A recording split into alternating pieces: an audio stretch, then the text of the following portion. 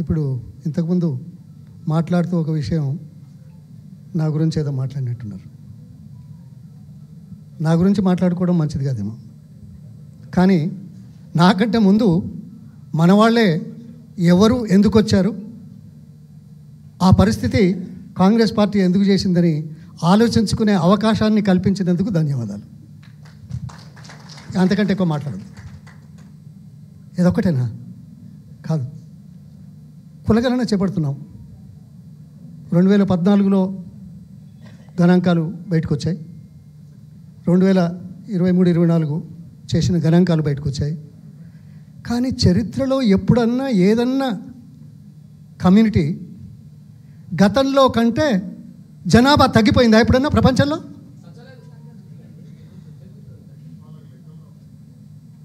కాదు. ఒక 3 దేశాలలోనే ఈ మధ్య కాలంలో సౌత్ కొరియా లాంటి దేశం, ఇంకేదో దేశం ఎక్కడ చూశాను గూగుల్లో. ఆ మూడిట్లో కొద్దిగా 1%, 0.5% తగ్గింది జనాభా. మిగతా ప్రపంచమంతా జనాభా పెరుగుతున్న నేపథ్యంలో తెలుగు వాళ్ళలో అత్యంత అధికంగా ఉన్న వ్యవసాయాన్ని ఆధారంగా చేసుకునే ప్రజలకు జీవనాధారాన్ని సంపాదించి పెడుతున్న వృత్తి మీద ఉన్న కాపులు, మున్నూరు కాపులు జనాభా తగ్గుతుందా? ఇంతకంటే అవమానం ఇంకేమన్నా ఉందా? ఇంతకంటే ఇంకేదన్నా ఈయనెవరు? ఆయన ముఖ్యమంత్రి కదా, ఆయన గురించి చెప్పాలా? నేనేదో మాట్లాడాడే, ఆయన ముఖ్యమంత్రియా? ఆయనతో పాటు ఉన్న ఆయనే కాంగ్రెస్ అభ్యర్థి. ఓకే, నాకైతే ఏం తేడా కనిపించలేదు ఇద్దరిలో. నేను అంతకంటే ఎక్కువ మాట్లాడితే బాగుండదేమో.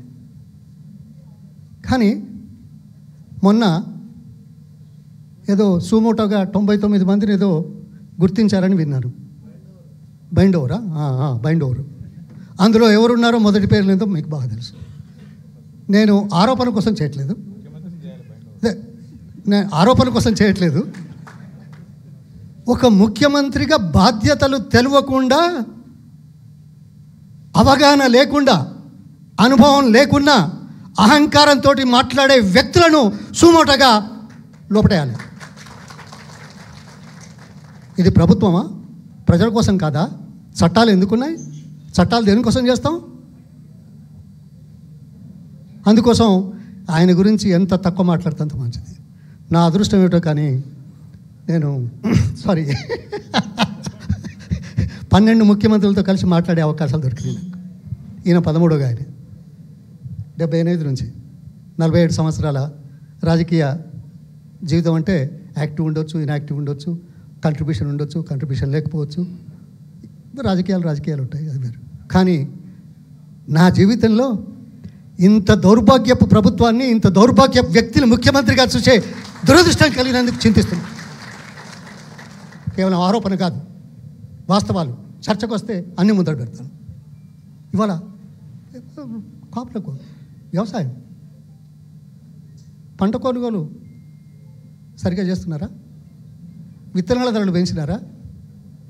రైతు బంధు ఎగ్గొట్టినరు, మళ్ళీ ఇప్పుడేదో అంటున్నారు. బోనసు గతంలో ఇవ్వకుండా ఇప్పుడేదో ఎలక్షన్ ఉన్నదని కొద్దిగా మొదలుపెట్టినట్టు కనపడుతున్నది. అవునా కదా? ఇవన్నీ ప్రశ్నిస్తే ఓహో ఆహా అనడం కోసం కాదు, నీ వ్యక్తిత్వం, నీ పరిపాలన, దీని మీద ఆలోచించ అవకాశం మనకు దొరికింది. అత్యంత ఎక్కువగా ఉన్న అణగారిన వర్గాలలో ఉన్నవాళ్ళం. మనం ఒక నిర్ణయం తీసుకుంటే మిగతా వాళ్ళంతా మనతో వచ్చే అవకాశం ఉంటుంది తప్పనిసరిగా, మన మంచి కోసం. సరే, ఇక బీసీలు, రిజర్వేషన్లు ఇవన్నీ ఏదో మాట్లాడుతున్నారు. పాపం కొత్తగా వచ్చింది కదా, చరిత్ర లోపల చట్టం తెలియదు, న్యాయస్థానాలు ఏం చెప్పినవి తెలియదు. ప్రతిసారి న్యాయవాదులతో కూర్చొని మాట్లాడతాడట రిజర్వేషన్ మీద. కోర్టుకి ఇచ్చినప్పుడు, కోర్టు నుంచి వచ్చినాక, సుప్రీంకోర్టుకు పోయే ముందు, సుప్రీంకోర్టు వచ్చినాక, క్యాబినెట్ మీటింగ్ ముందు, క్యాబినెట్ మీటింగ్లో, క్యాబినెట్ తర్వాత మళ్ళా పరిశీలిస్తామనే మాట చెప్పి ఎవరిని నమ్మించడానికి చేస్తున్నావా? చరిత్ర లేదా?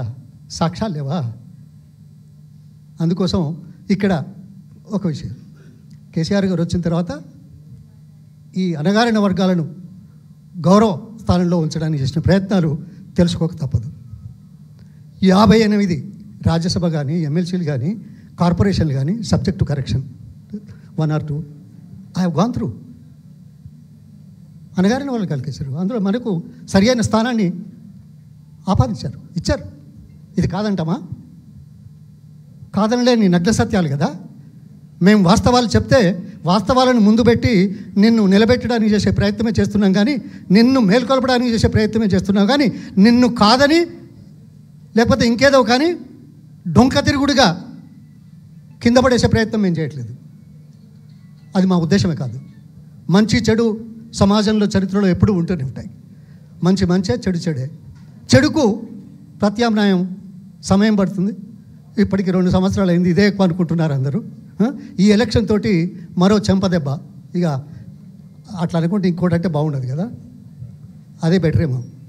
సో మనమంతా కలిసికట్టుగా మన వర్గాలందరినీ ఐకమత్యంగా ఉంచడానికి చేసే ప్రయత్నంలో మొదలు మనం మంచుకుండాలి. మనం మొదలు మంచుకుంటే మిగతా వాళ్ళు కూడా వచ్చే అవకాశం మరింత పెంపొందుతుంది. కాబట్టి ఈ ఎన్నికల్లో ఖచ్చితంగా మనం గెలుస్తున్నాం. మరింత ఎక్కువ మెజార్టీతో గెలవడానికి చేసే ప్రయత్నంలో ఈ సమావేశం కానీ, ఈ సమాయత్తం కానీ, ఈ దీక్ష కానీ, ఈ ప్రకటన కానీ, లేకపోతే ఈ దాన్ని ఏమంటారు, శపథం మనమంతా శపథం చేస్తున్నామని ఒకసారి చేతులు పెట్టు. ఖచ్చితంగా పనిచేస్తామని. ధన్యవాదాలు.